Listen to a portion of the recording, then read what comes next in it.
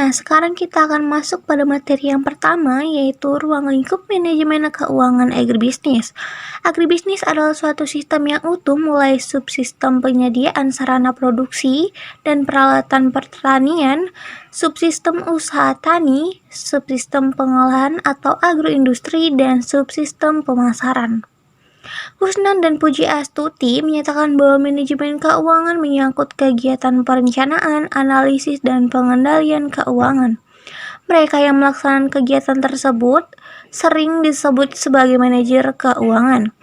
Fungsi keuangan pada dasarnya terbagi ke dalam 3 fungsi utama, yaitu kegiatan perencanaan, kebutuhan dana, mencari dan mendapatkan dana, dan kegiatan menggunakan dana. Seorang manajer keuangan dalam kegiatannya harus mengambil keputusan tentang yang pertama adalah kebutuhan dana, yang kedua keputusan investasi yaitu menyangkut penggunaan dana, yang ketiga keputusan pendanaan yaitu menyangkut kegiatan memperoleh dana, dan yang terakhir kebijakan dividen yaitu menyangkut bagaimana pembagian labanya. Keputusan investasi akan tercermin pada sisi aktiva perusahaan sehingga akan mempengaruhi struktur kekayaan, yaitu perbandingan antara aktiva lancar dengan aktiva tetap.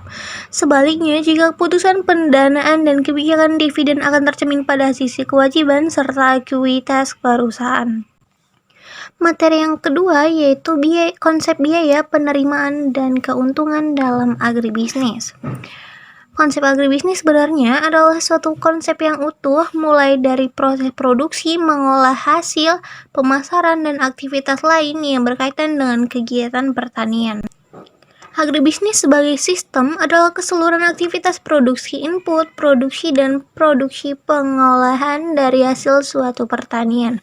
Agribisnis diartikan sebagai kegiatan pertanian yang ditunjukkan untuk mendapatkan keuntungan usaha, tenaga kerja, rencana penggunaan tanah, biaya penggunaan tanah, sarana, dan kebutuhan lain yang penting.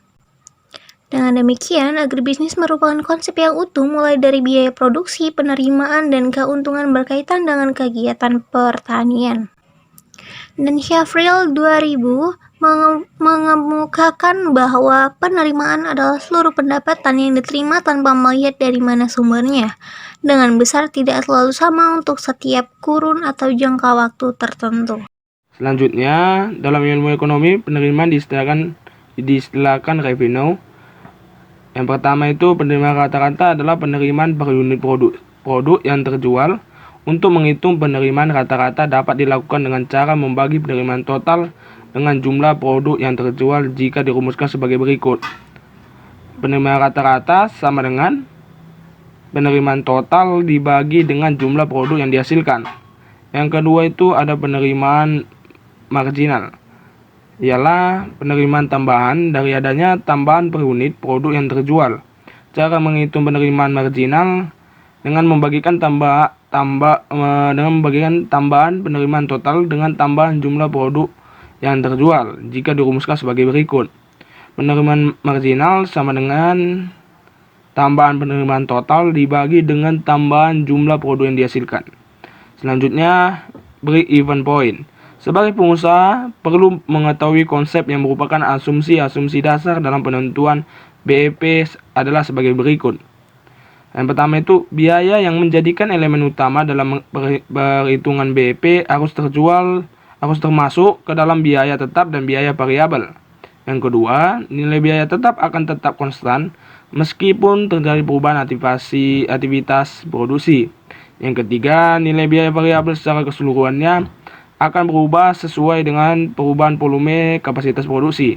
Yang keempat itu ada selama periode analisis adalah harga jual per unit tetap, sehingga selama waktu tersebut tidak ada perubahan harga jual dari perusahaan. Yang kelima itu dalam perhitungan BEP, jumlah produk yang dihasilkan selalu dianggap telah habis terjual. Yang keenam itu perhitungan BEP bisa berlaku untuk satu produk. Namun, jika perusahaan memproduksi banyak produk, maka diperlukan pertimbangan hasil penjualan pada setiap produk. Dalam memperhatikan cara menghitung BEP, ada 4 komponen break-even analysis yang harus kamu ketahui terlebih dahulu.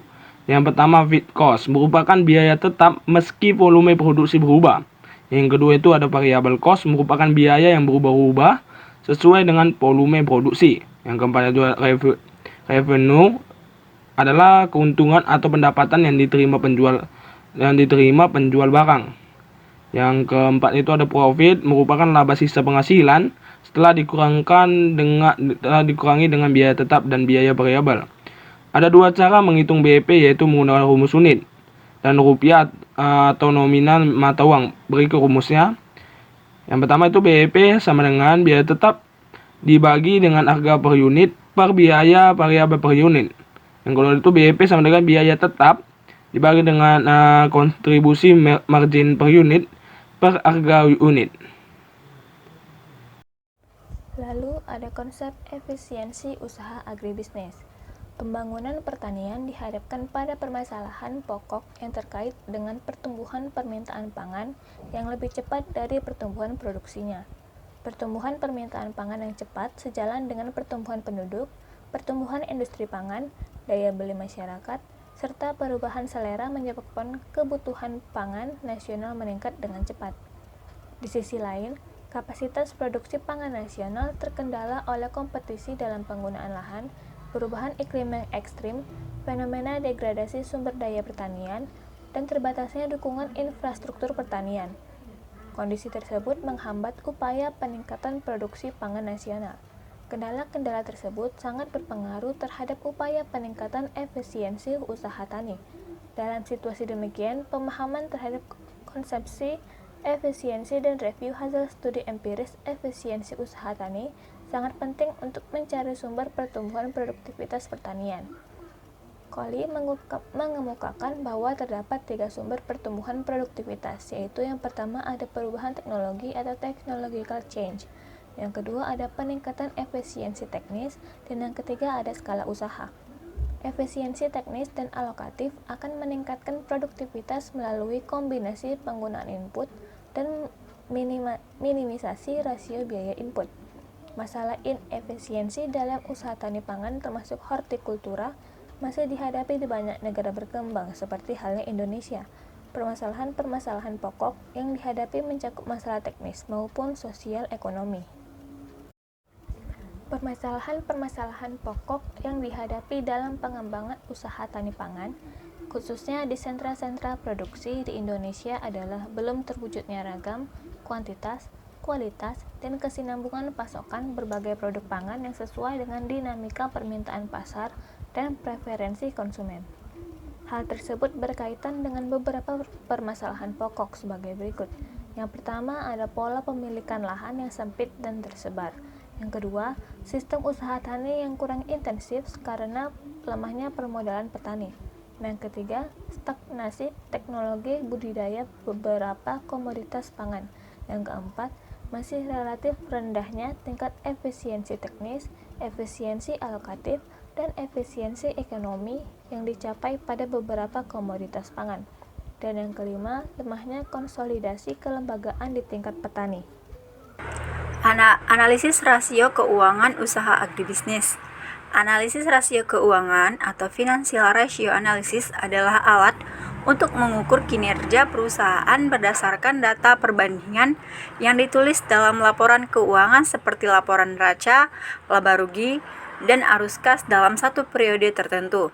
Hal ini biasanya dilakukan oleh akuntan pada akhir periode perusahaan dalam 1 tahun.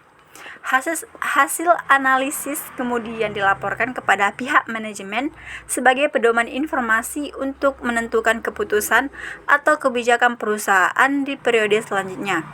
Analisis keuangan juga berada dalam balance scorecard, alat untuk mengukur kinerja perusahaan, seberapa efektif strategi yang telah digunakan untuk mencapai keunggulan kompetitif. Berikut ini adalah jenis analisis rasio keuangan. Yang pertama, rasio likuiditas atau liquidity ratio.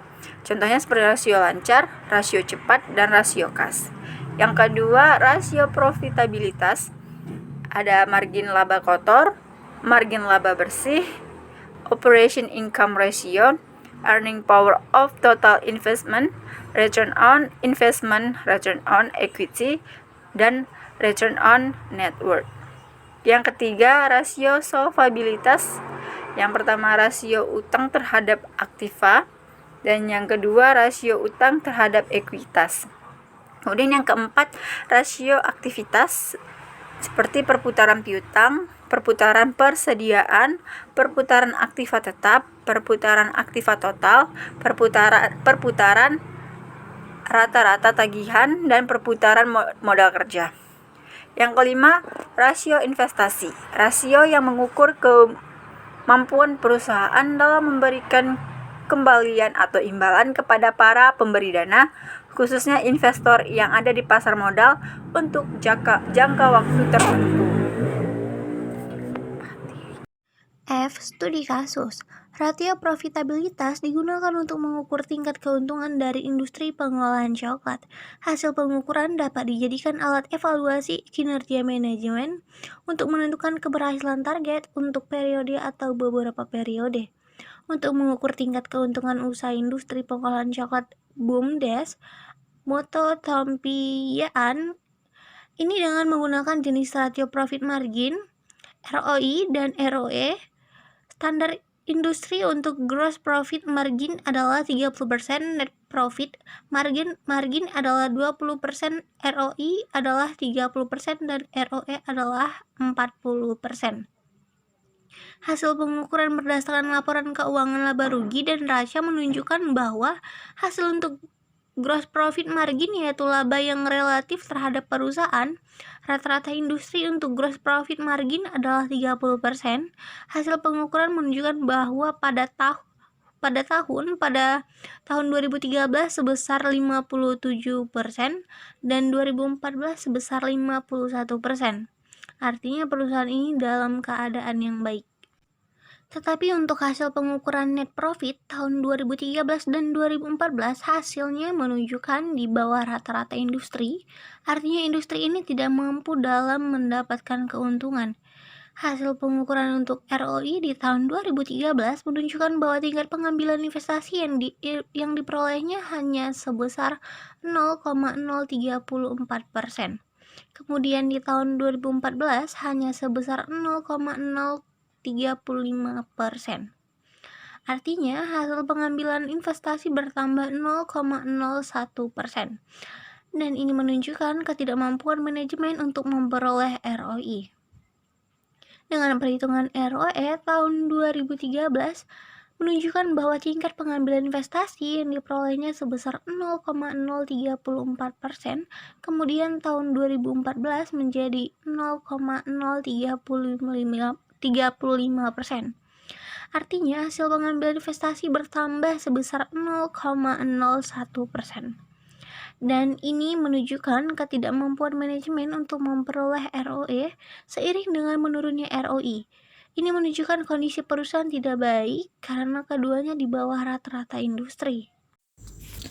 Manajemen keuangan merupakan upaya yang dilakukan suatu perusahaan berupa perencanaan, penganggaran, pemeriksaan pengelolaan, pengendalian, dan penyimpanan untuk mencapai tujuan perusahaan. Manajemen keuangan mempermudah proses pengambilan keputusan seperti investasi, kebijakan modal kerja, dan upah. Manajemen keuangan yang baik akan memudahkan suatu perusahaan dalam menjalankan perusahaannya karena semua kegiatan yang berhubungan dengan dana akan tercatat sehingga dapat diketahui dengan jelas berapa dana yang masuk dan keluar. Manajemen keuangan yang baik akan memudahkan perusahaan untuk mengembangkan usahanya lebih luas lagi.